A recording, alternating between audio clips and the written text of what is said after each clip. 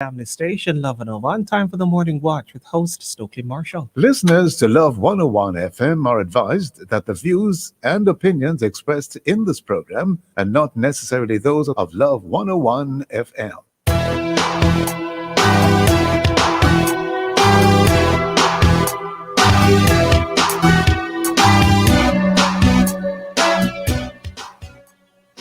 Hello and welcome to the morning. Love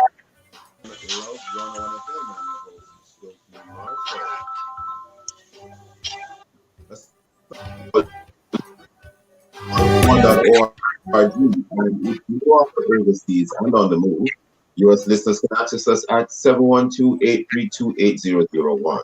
And if you are in the UK, 0330-332-6541, or join us via the Love 101 FM app that can be downloaded from the Google Play Store or the Apple Store.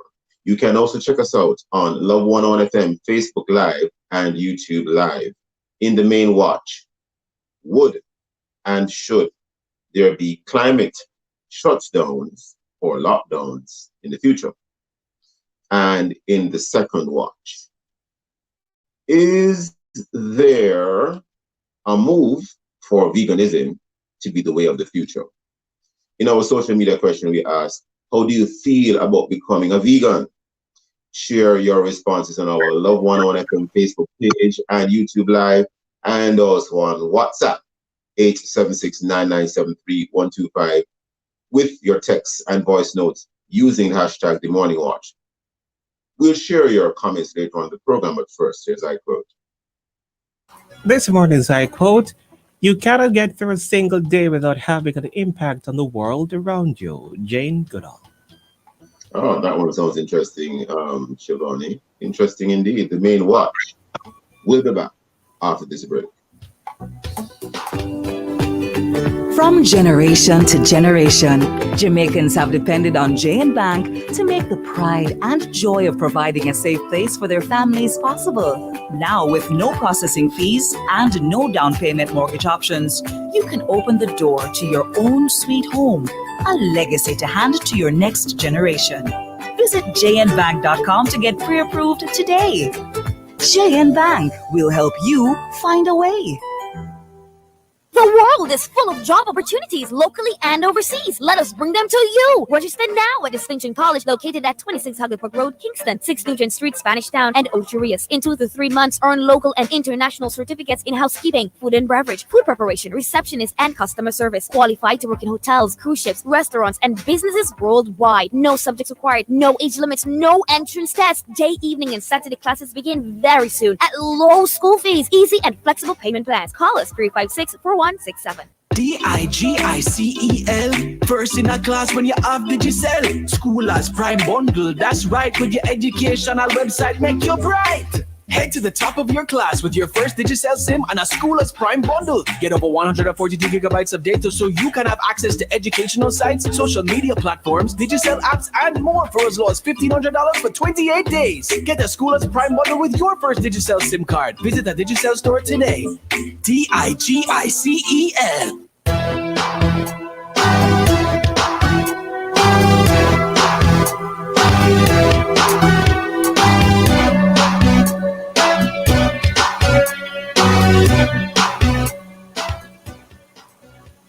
Hello and welcome back to the Morning Watch. I am your host, Stokely Marshall. Now, carbon emissions has been an issue for quite some time. In the modern world, we have had many issues surrounding that.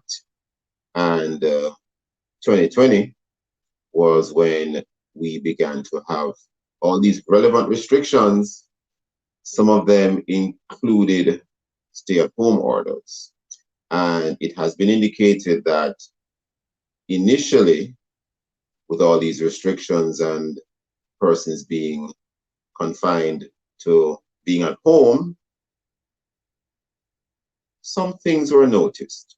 It was noticed that in some cases, wildlife appeared to return to, can we say, its natural habitat. And the air appeared to be cleaner, and the atmosphere felt lighter. There was certainly less traffic on the roads. And so it begs the question, should there be lockdowns in relation to improving the environment? It might seem like a novel topic, but even certain international sources have broached the subject, it would appear. We have online today to discuss this Teresa Rodriguez Moody. She is a Chief Executive Officer of Jamaica Environmental Trust, and Karen MacDonald Gale, founding member of the Jamaica Institute of Environmental Professionals. Teresa Rodriguez Moody and Karen MacDonald Gale, good morning to you both. Good morning. Great. Now, Morning. you know, when I was thinking about this topic, I said to myself, why am I always thinking of these very esoteric type, unique sounding things for discussion? But I said, no, I think it can be discussed, because I do recall last year when persons were initially having to stay home, there were reports of cleaner air, etc. And I have even seen sources online which have raised the subject. Dr. Teresa Rodriguez Moody, starting with you, is it something that JET has ever considered or thought of, or have any of your partners, let me not say partners, but bodies like yours, like us equivalent to JET in another country, is it something that has ever come up for discussion, that there may one day be the need for this sort of thing to, as it were, give the city a break, or give other parts of the country, any relevant country, a break? Okay, so the lockdowns that we had for coronavirus resulted, as you said, in significant improvements around the world with air quality and nature basically bouncing back, and because there was less traffic on the road, less energy production and so forth. And certainly I have seen these things, several articles and discussions being held mainly internationally about, is there a possibility to have climate lockdowns? The problem that the discussion is that while it has been beneficial during COVID and you've seen dramatic reductions because of the loss in finances, and people play catch up as soon as the lockdown is over.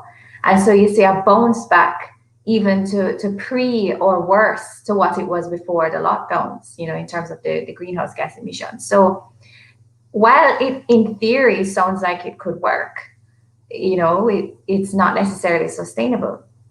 And with climate change and the most recent IPCC report, we're seeing that it's code red for humanity. And therefore, we need something long-term, something more sustainable than just simply these short-term lockdowns. I raise the issue because one of the articles I took a look at, it indicated that perhaps there should be some sort of shutdown or lockdown, however you decide to term it. For example, like biennially. So every 2 years, there ought to be such a thing. But more anon on that. Karen MacDonald Gale, your views on this? What's your take on this idea or notion which we see floated elsewhere? And, one of the things that we happen to know here in Jamaica is that whatever an idea is that's floated elsewhere, it may one day come here. Mrs. MacDonald Gale, any thoughts, madam? Good morning to everybody, especially fellow guest, Dr. Rodriguez Moody, and of course, Stokely, good to hear you again. I think I wanted to make 3 opening points. I think the first is we are in this very, very interesting phase of information. I'm going to use the word management. Yes. And so there are a range of sources that are providing information on all sorts of topics, including climate change. And Yes. without making a direct analogy, there is also misinformation in that information. The information, indeed, Forbes magazine, and the source varies because unfortunately it is getting harder and harder to figure out the genuine information from the non-genuine information. And indeed, Jamaicans directly have questioned, for example, Forbes magazine on its scientific basis of some of the information it has shared. So I think that's statement number one. There is a lot of media discussion that creates hype because that is the kind of environment and world that we live in. It doesn't get the headlines unless you say it in a dramatic way. And I think that leads to an interesting discussion on climate change, which for those of us who've been in the industry is a topic we have been discussing for decades, not years, decades going on, well, not quite centuries, but for a very long time with little response. And the reason for that, it leads me to the answer to your question, which is framing and putting the issue of climate change and what is happening environmentally into the reality of our ever-evolving world, society-wise, information-wise, engineering-wise, technologically-wise. And it's very hard. So we had to, I agree with Teresa fully, we had to lock down for COVID. This was about human health and survival. That's the most basic need. And in those cases, you have the basis on which you can lock down.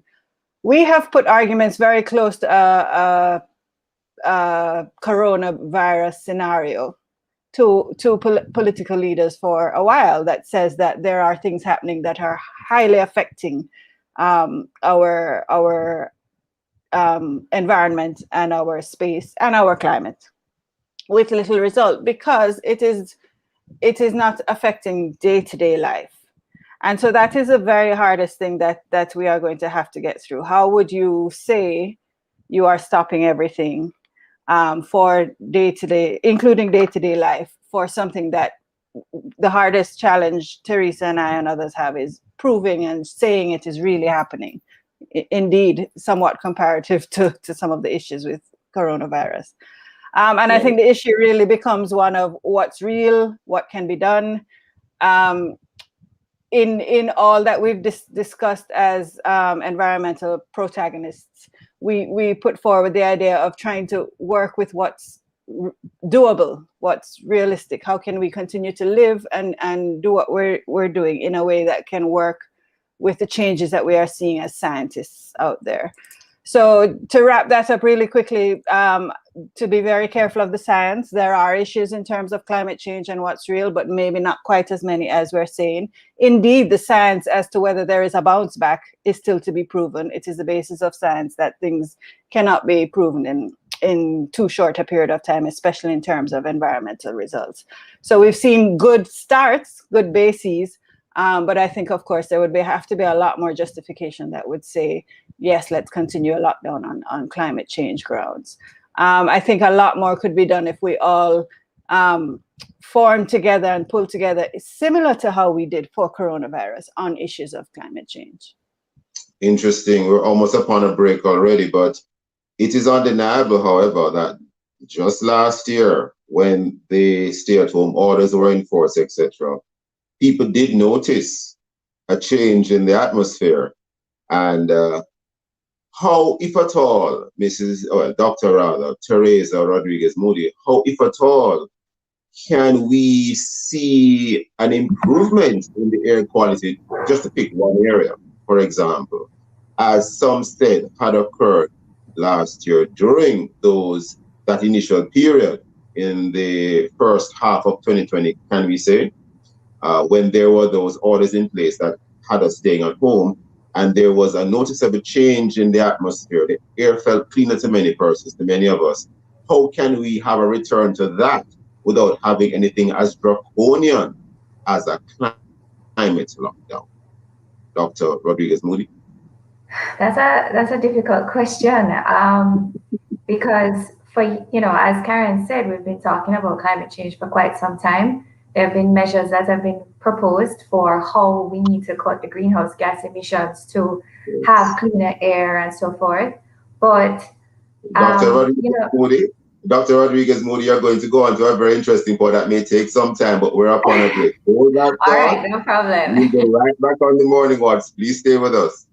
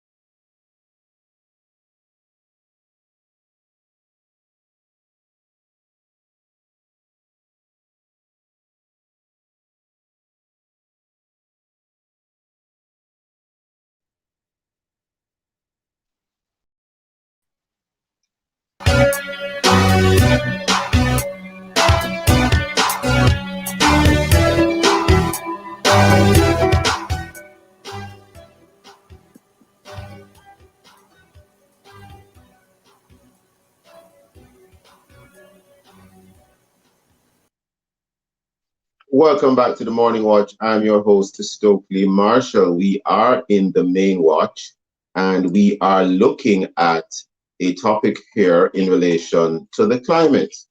And would and should there be climate shutdowns or lockdowns in the future? And our guests to discuss this are Teresa Rodriguez Moody, Chief Executive Officer of the Jamaica Environmental Trust, JETS, and Karen McDonald Gale, founding member, Jamaica Institute of Environmental Professionals, JIP.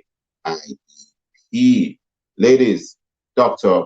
Rodriguez Moody, before the break, how can we have a return to, well, maybe return is not the correct word. How can we improve air quality in a manner akin or similar to what we had last year during the initial shutdown, where a person had to stay home and the air felt cleaner? The environment felt a little bit healthier. How can we have something like that happening without going through an actual lockdown? Dr. Rodriguez Moody. Okay, so Difficult question, but these are things that have been discussed for quite some time. Why we had that significant reduction in or significant improvement in air quality during the lockdowns was because we had a significant reduction in cars on the road. We had factories closed down that relied on fossil fuel. So basically, all of these greenhouse gas emissions, which are generated by fossil fuel, burning of fossil fuels, is the largest contributor to our air quality, the challenges with air quality, and the reason why we have climate change taking place, right? We're generating so much greenhouse gas emissions that it's causing these significant changes with the warming of our climate. So as part of the Paris Agreement and as being a signatory to the Paris Agreement, countries from around the world have pledged to reduce their greenhouse gas emissions, to cut it significantly. And not everybody is able to or has been making their targets, but for us to see any kind of reduction or improvement in air quality and changes, and to keep the temperatures down within that 1.5 to 2 degrees Celsius, you have to have a significant reduction in burning of fossil fuel, and we need to triple or quadruple our investment in renewable energies. We need to move to solar, we need to move to wind energy, because really, until oil is no longer king, we won't be able to see those changes again. But the commitments that are being made or that have been made, it's not strong enough. It's not being across. Not everybody is speaking the same language. You still see investments in coal plants. You're still seeing persons doing things with fossil fuel. You're not seeing a lot of. We might have some electric vehicles on the car, but you don't see a lot of incentives to bring those in. You still see a lot of SUVs on the road. So we've made these commitments, but how have these commitments translated to everyday life, to all the different decision makers in the country, not just in Jamaica? And maybe other things too, like just simply being exposed to dust. I'll tell you an example, something I went through personally a couple of years ago. And I'm not saying that I'm for climate change or I'm arguing one way or the other. I'm just giving you my experience. I recall some years ago, I woke up one morning. I was actually living in the country at the time, out of town, out of Kingston. And I woke up feeling as if I was having a flu. And I remember going to work. At the time I was working out of town. I went to work. I was still feeling ill. However, at the time, the job would take me out into the less trafficked parts of a parish. And so I went out to a very quiet area of that relevant parish, and it was a lovely day. The air quality was just amazing. It was breathless. And it suddenly dawned on me at about 2 p.m. I said, hold on, I'm not feeling fluish anymore. Where's the flu gone? Whilst I was amongst all the smoke and the dust, etc., in the town, I was feeling ill. I felt like I was coming down with a flu. But once I went into the more countryside of that parish, I was feeling fine. So it raises this. And is it that there needs to be a reduction? I'm not advocating this. Please don't throw stones at me. Is it that there should be a reduction of the amount of vehicles on the road? Or should there be some sort of regulation to say how many vehicles can be on the road? It might sound revolutionary. I don't know. I'm just putting that out there. Is it that there needs to be more planting of grass and trees just to make sure that the dirt isn't loose enough to be used as dust in the atmosphere that can cause illness? What are some of the practical things that you would say must be done? And we're not leaving you out, Karen, not leaving you out at all. But what are some of the practical things that might need to be done that we can do to cut down on the things that can negatively impact the environment? In that regard, for example. So that's for me? Yes, yes, Doctor. Okay. Yeah, so you've hit the nail on the head with a few of these things. So apart from, moving away from burning of fossil fuels, yes, we need to have less cars on the road. Less cars on the road might mean carpooling, might mean a better public transportation system. You have in several parts, in Jamaica, when you want to make a statement or, when you start, you get your first job, a lot of people, the first thing that they want to do is buy a car. So if everybody has a car, everybody's burning, fossil fuel energy, you have all of these emissions. And we're also moving to a more urbanized city where we're cutting down trees. You see all of these massive housing developments that the first thing that they do is mow down all the trees, and you're left with, concrete and this intense heat. And of course, you have the dust when you have the dry periods, so, planting, leaving the trees, or, being more careful in how our approach to development is very important. So we have to, the thing about climate change is that you cannot develop, or you cannot do things the same way that you had done it in the past. Climate change is about more intense extremes. It's about the extremes, more intense heat, more dry periods. And so we have to plan in a different way. We have to operate in a different way, not the same way of the past. And so everything, our approach to everything, our approach to building a house, our approach, sometimes you have these roofs that are very low. All of those things have to change. It's more than just, okay, we need to just have a climate lockdown to solve our problems. It has to stretch every aspect of our lives. Bringing in Mrs. McDonald, Gail, Karen. Yes, Karen. What would you say ought to be done? And forgive me, listeners, I've known Karen for a long time. Yeah, it's quite fine. What are some of the other things that can be done? Anything you want to add to what Dr. Rodriguez Moody just said? I have two aspects. The first is leadership. One of the phrases that we use is mainstreaming climate change. Climate change, you have two environmentalists on discussing climate change. There's a flaw in that, just basic. Climate change isn't environmental. Climate change is across the board. What is education doing about climate change? What is the tourism sector doing about climate change? And until we reach the stage where that is the rhetoric, we will continue to have a discussion where we've heard all the phrases. These crazy environmentalists want to say that we're doing these things. I'm for climate change, or I'm not for climate change. All of that is we have reached a stage where I think they admit that there is climate change.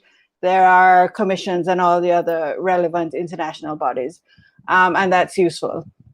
There are countries that have embraced the idea of the need for natural growth and regrowth. I will use Costa Rica for the region. Their slogan is Pura Vida, which is pure life. And they do that in everything they do. They have days where the cars that start with the letter A don't drive.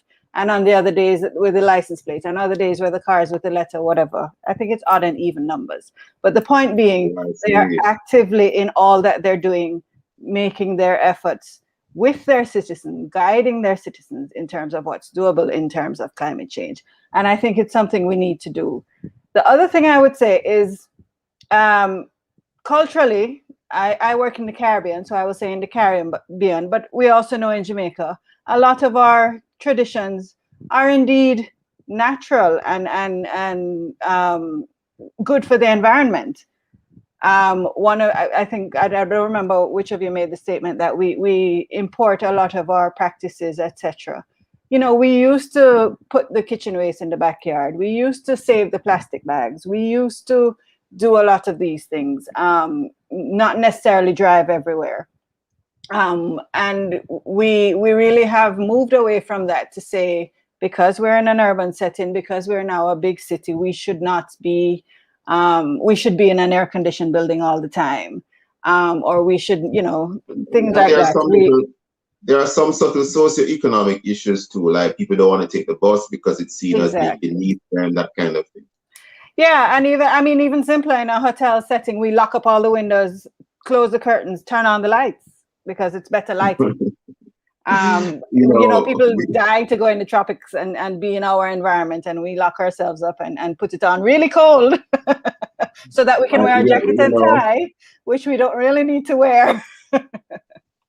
We're totally out of time, but I want to thank both of you for being on this morning. But just to have a final word, Dr. Rodriguez Moody would like to say one more thing before we wrap.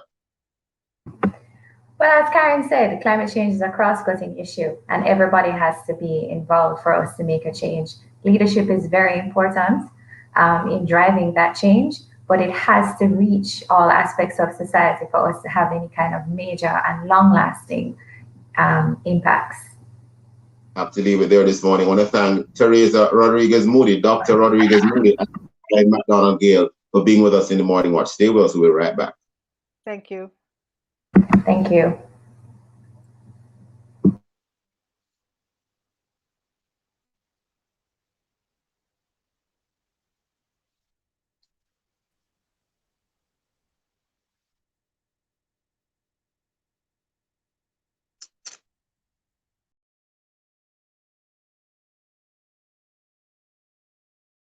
As the value of the US dollar climbs, investing in US dollar products can add a boost to your portfolio. With our low interest rate environment, savvy investors can secure attractive loans for real estate investments and favorable returns. Visit barita.com/opportunities for more Growth Coach insights.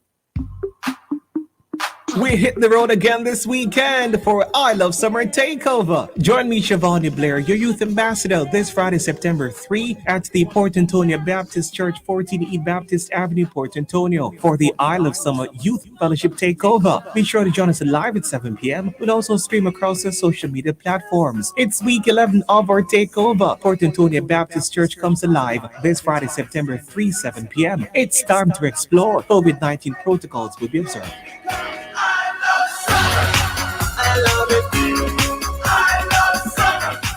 See it, want it, get it with a summer loan from Chris and Charles. Borrow up to $3 million. Get low interest rates and fast approval. Call 876-920-4189 for details or apply online at www.chrisandcharles.com. Conditions apply. When you think loans, think Chris and Charles. There are a million reasons to want to own a home. I want more space for the children. I am tired of paying rent. My wife and I want an investment. Go from future plans to keys in hand with an NCB mortgage. Get rates as low as 6.95%, 100% financing, and up to 40 years to repay. Plus, get the life insurance and home insurance you need all in one place. Visit myhome.jncb.com to get started. Conditions apply.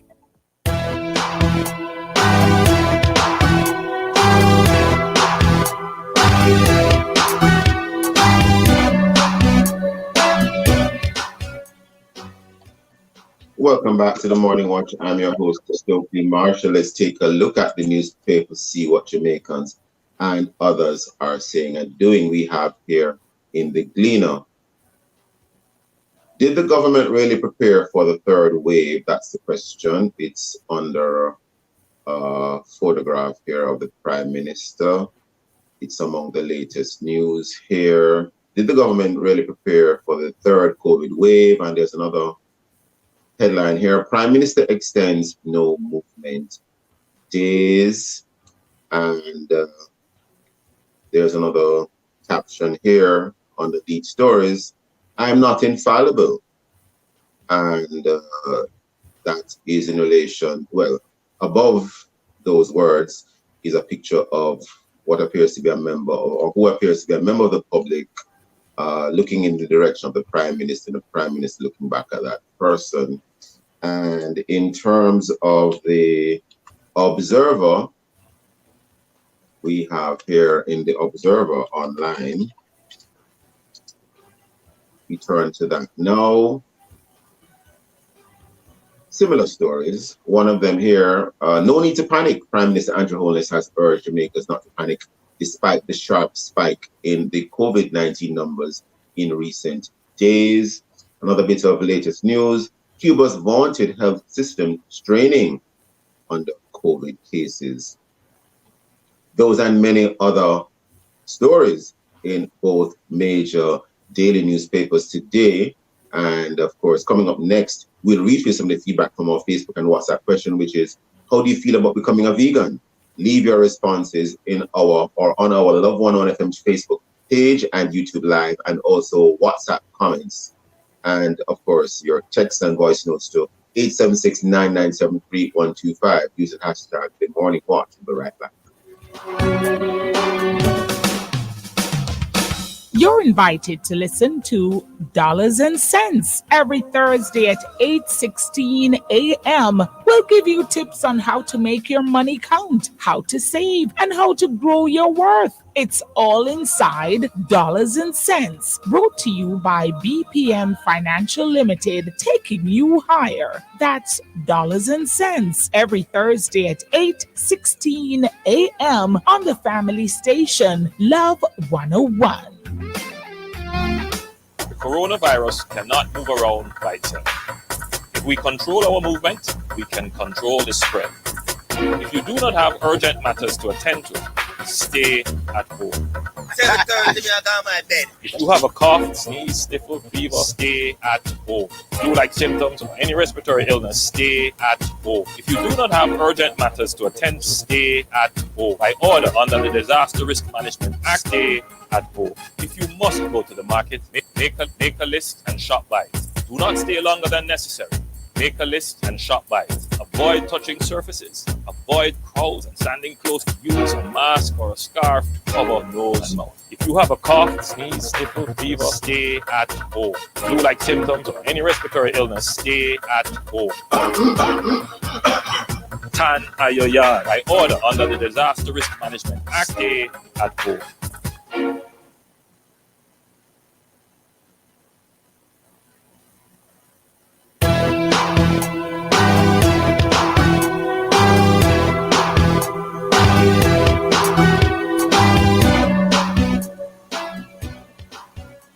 Welcome back to the Morning Watch. I'm your host, Stokely Marshall. And Shavani, do we have any comments in relation to that very interesting question? How do you feel about becoming a vegan? No comments at this time, Stokely. Comments at this time, right? We move right into the second one.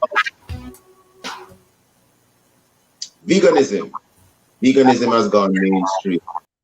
There was a time when there was a talk of vegetarianism, but it has gone further to veganism. Is it on a move to, I don't want to say take over the world, but become more pervasive? Is veganism sustainable and healthy? You know, is it an affordable diet? Some people say, well, you know, they want to have a healthier diet, but all the things that they think or that look like they would be healthier are so not so cheap.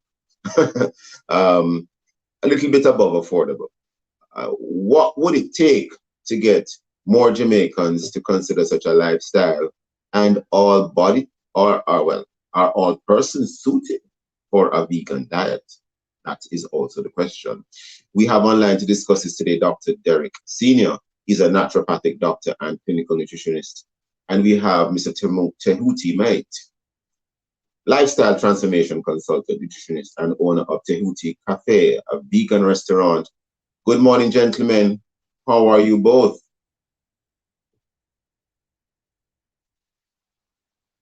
Dr. Senior? Yes, good morning, sir. And Dr. Senior, welcome back. And Tehuti Mate, are you with us, sir? Yes, sir. And Yes, sir, your first name is Tehuti. Would you mind pronouncing your entire name, first and surname for us? Okay, so my first name is Tehuti, and my second name is Ma'at. Ma'at.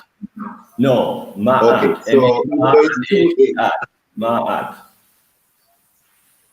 Oh, there is a bit of disturbance on your line, unfortunately. I hope we can resolve that. There's a bit of disturbance on your line. I'm hoping we can resolve that shortly. Okay. Sir? Oh, there Can you is hear a me? challenge with the line. I'm hoping we can have it resolved. But welcome, gentlemen. Welcome, welcome. Now, Dr. Senior. Yes, sir. Welcome back. We have had a similar discussion sometime before, but on a different angle. Now, this is more focused now on veganism. Do you see that veganism is becoming not only more mainstream, but it might eventually, as it were, I don't want to say take over the world, but is there more of a move in that direction? And if so, why? Is it the way of the future? It certainly is a wave of the future. It's coming. I don't think it will take over the world as some people think, because it's not. Dr. Senior, we're having a little difficulty hearing you now. I'm not too sure why. Can you hear me now? A little bit better, sir. Yes, go ahead. Yeah, I'm saying that veganism has good benefits in terms of health, in terms of you want to maintain your weight, in terms of cancer, energy and stuff like that. It does carry some benefits in terms of heart disease and stuff like that. However, I don't think it's the only answer the world is looking for today, because even if you go straight veganism, some of the food are highly processed food. And if you're talking about climate change and carbon footprint, that there's some implications also right there. So I don't think it's the only answer. It's a part of the answer.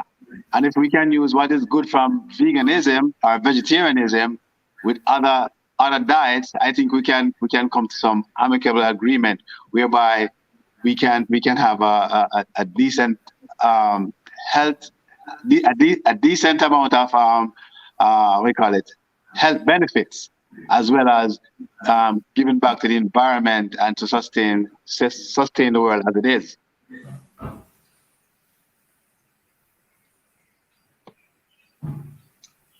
What I thought, well, let's see if we can bring in Mr. Matt here. Mr. Matt, what is your take on all of this? Do you see a move towards more veganism? Do you see it as a wave of the future? Or do you think it is being spoken of that way, but at the end of the day, people like eating meat and that will continue regardless? Mr. Matt? All right, first of all, with all due respects to Mr. Senior, I've been a vegetarian now for over 40 years. I've been a vegan for over 30 years, and I don't eat processed food. You know, veganism doesn't have to involve any processed food. Remember now, veganism is similar to what you're eating, only that there is no meat, and there's no eggs, and there's no dairy. And within the veganism, you have various categories. For example, I'm a raw food vegan. There's no process there. It's totally devoid of processed food. So there is more than enough healthy, natural, unprocessed foods to form a completely balanced nutritional diet for a vegan, as for any other vegetarian. No, the second thing is there is no move on the part of veganism that I know of to take over the world. The popularity of veganism has simply happened because of the benefits that are derived from it. There have been people, you know, who have gone into veganism as a way to become healthier because they may have had some chronic disease, or you know, the doctor might have limited their intake to X, Y, and Z, and one thing led to another, and then they're into veganism. It is Dr. Senior made some vital points about some of the benefits of veganism, but he's just scratching the surface, you know. There are tons of benefits in other areas. We're talking about benefits for diabetes, then benefits for osteoporosis, you know, and it goes on and on, benefits for arthritis. So the only thing I would say is that considering veganism, just like any other diet, we have to, one, make sure that it's a nutritionally balanced diet. You know, there is some way of working out the B12, and then, you ensure that, you have a diet which really tastes fantastic. Yeah, but you must also, not everybody can be a vegan like you. I'm not quite sure. I subscribe to the idea that you have 4 different blood groups, and not all blood groups can be vegan or vegetarian. Some do have to have meat, because that's the correct type of protein for that group. And it's not everybody that, for example, if you're type O and you just become a vegan, you're a lot of stuff you're going to be lacking. You have to supplement all your micronutrients. Dr. Steve, I'm going to ask you to just hold that thought 1 second, because we are upon a break. Hold those thoughts. We'll be right back on the Morning Watch.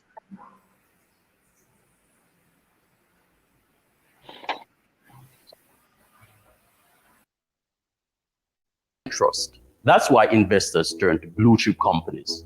Jamaica, like the rest of the world, is caught between 2 possibilities: economic success or struggle. Many blue chip companies have a record of strong financial performance. Investing in these companies gives investors sound value and supports businesses which play a role in sustaining economic balance. Visit barita.com/opportunities for more growth coach insights. Does this sound remind you of car insurance? Or does this sound remind you of getting a loan for your small business? What about this? Does this remind you of paying your bills online? Trust Grace Kennedy Financial Group to do your banking, insurance, investments, money services, and more gracefully. Get to know us at gracekennedyfinancialgroup.com. CIBC First Caribbean reminds you that our ABM cards will be deactivated on September 30, 2021 and upgraded to the Visa debit card. Your Visa debit card does everything your ABM card does and more. Use it at any ABM and to shop locally, internationally, and online with funds directly from your savings or checking account. Visit CIBCFCIB.com to sign up for a CIBC First Caribbean Visa debit card today. Buying a home? Score big with a Sagicor Bank mortgage. It's easy. Find your property, apply for your Sagicor Bank mortgage, get your keys in no time, and you're home. Get a competitive interest rate, a line of credit up to $2 million, which you can use for any purpose, including home renovation, purchasing new furniture, or maybe installing a solar power system, plus a special rate on home insurance. Score big with a Sagicor Bank mortgage. Apply for yours today. Call 888-SAGICOR. Conditions apply.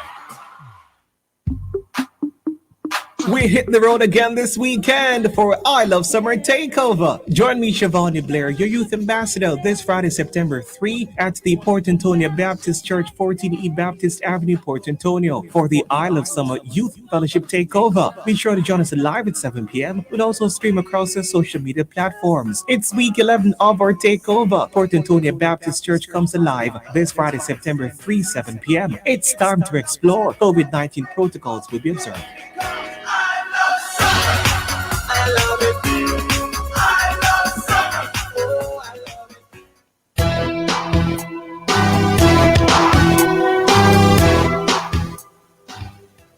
Welcome back to the Morning Watch. I'm your host, Stokely Marshall. We are in the second watch. The topic is there a move? Is there a move for veganism to be the way of the future? That is the question. And we are having a conversation in relation to this with Dr. Derek Senior. He's a naturopathic doctor and clinical nutritionist. And we have also online Tehuti Mahat,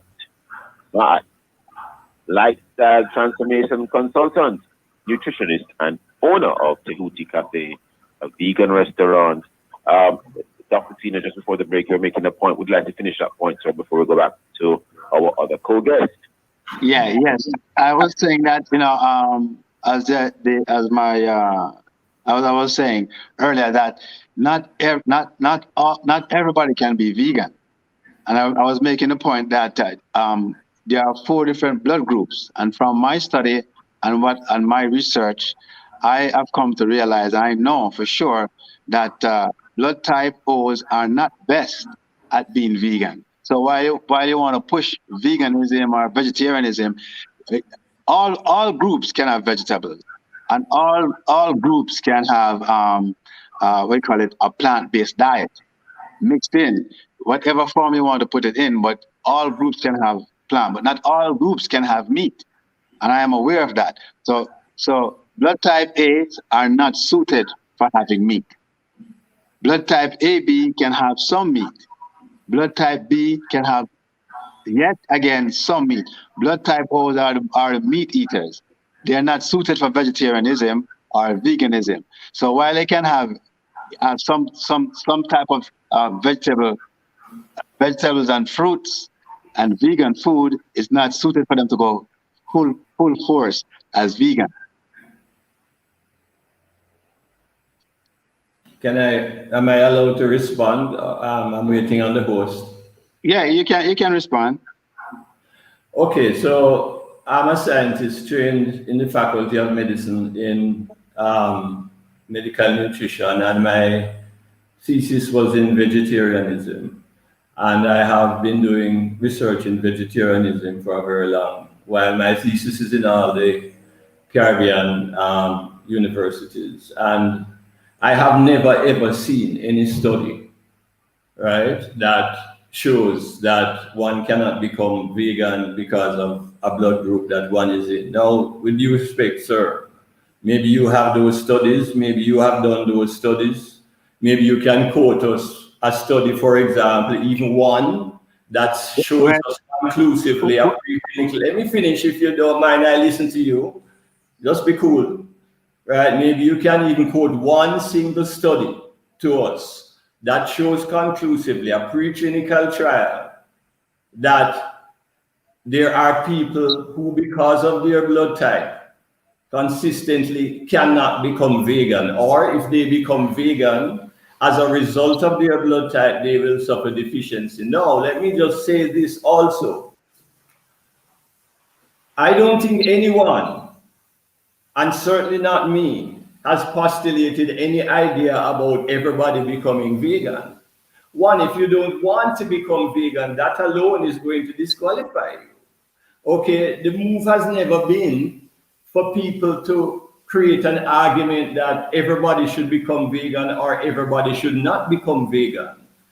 I don't know that anybody takes that stance, but I am now saying, in response to what you are saying, that I don't know of the existence of studies to substantiate that. I'm not saying that they do exist, but I'm not aware of them.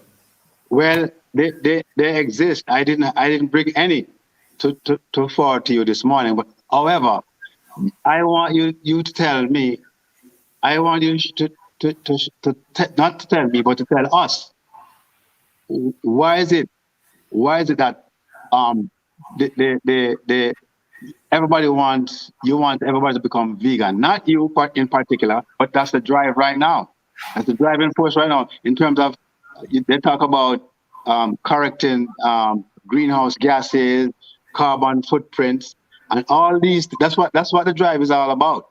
I'm not saying, and if you are blood type O or any other group, if you become vegan, you have to supplement everything else: your B vitamins, your omega 369.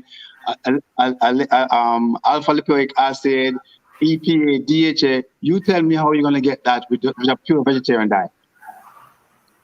All right, first of all, there's absolutely no issues in terms of getting your omega-3s in your vegetarian plate. You get it in just like the meat eater, as far as I know. Now, secondly, but is the quality the same? Let me answer your question. Your question is more than one. All right. Secondly, there is no drive that I know of that is trying to say to the world that we should all become vegans. No, the drive might be there. I'm not a part of that drive. You're not a part of it. I am saying to you as a scientist that I am just working with science, right? So when you tell me that a vegetarian can't get certain nutrients in the diet when he has a mouth, a digestive system like anybody else, or a vegetarian cannot, or someone cannot become vegan because of a blood type.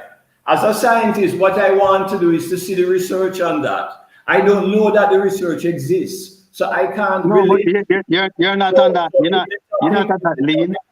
If the topic this morning is about blood types and whether vegans can, only certain people can become vegans because of blood type, or that vegetarians or some people cannot become vegans because they can't absorb some nutrients, I can't relate to that discussion. Yeah, you can't relate to it because you're not looking at it that way. But I can tell you, for example, type A is if they're meat eaters, whether it be beef, goat, fish, or lamb, they are more prone to certain type of diseases, such as colon cancer, okay, such as diabetes, because they don't have enough micronutrients, so to speak. And number two is that they are more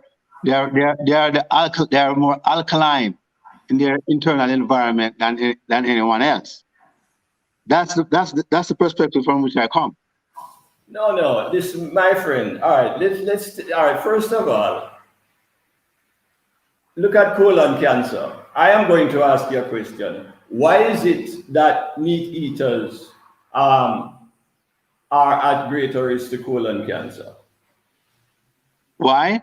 Because it is the fat, the poor fat. Some groups cannot do poor fats. For example, if they eat pork, even if you're type O and you eat pork, you're at risk for having colon cancer. You're at risk for having H. pylori. You're at risk for cardiovascular disease greater than if you don't have it. So some stuff are not supposed to be eaten. I think 4 minutes left in this program, and I'm not sure whether the host, I haven't heard the host. I don't know whether this is what he wanted the program to be about. I think we have gone way off track, and I don't think we are substantially discussing veganism. As far as colon cancer is concerned, it's the lack of fiber. That's what I'm saying. And if blood type A and B are supposed to be using, everybody should be having lots of fiber. But exactly, regardless of your blood type. Yeah, regardless. That's what the point I'm trying to make. It has nothing to do with micronutrients. It has to do with fiber in terms of fiber. And we can talk about all the other areas that one can benefit from, such as your body weight. Vegans tend to have the best body weights. Yeah, that's what I'm saying. If you remember earlier in the program, earlier in the program, I said to you that everybody can have plant-based food. Just a minute. Obesity is a risk factor that can create other risks for several other chronic diseases. And this is one of the areas in which veganism can be useful. But you don't have to be vegan to maintain your body weight either. So but arguing about this. No. But if you remember what I said, that all groups can have a plant-based diet. This program is not about blood groups, sir, because there's no study to support blood groups. No, you can't tell. And Dr. Senior, can I ask you just both of you hold 1 second and just a timeout? We may need a part 2, but I will end on this note because we literally have seconds left. There is an article here online, the website, in relation to the BBC. It's a bbcgoodfood.com website. And one of the lines in it does say the following. It says the following. Today, the UN says meat and dairy, farmed livestock, accounts for 14.5% of all man-made greenhouse gas emissions. Also, there are other sources on the internet, including the BBC, that speak to the trend toward veganism. Can we have a conversation as a part 2 on that in the future? I think it's a very important discussion, and I would like both of you to return. Having said that, we must end now because we are totally out of time, and I want to thank Mr. Matt and Dr. Senior for being very vibrant and engaging guests this morning on the Morning Watch in our part 2. Thank you, gentlemen, and thank you for your time. Thank you, listeners, for being with us today. For information on how to get copies of the program, call our production department at 876-968-9596-7 Of course, you can find us on Love 101 YouTube channel and also our Facebook page. And you can listen to us by downloading our app, our Love 101 app, and stay connected to us. The family station, Love 101 FM. This has been the Morning Watch. Have a blessed weekend. Join the Reverend Dr. Dallin Tuson next week, Tuesday, as we look at other topical and controversial issues. Thanks to our producer, Kathy Gale, and to our guest. I am Stokely Marshall, handing you back Love in the Morning with Siobhan Blair. This is Love 101. The family station is now at 8 o'clock.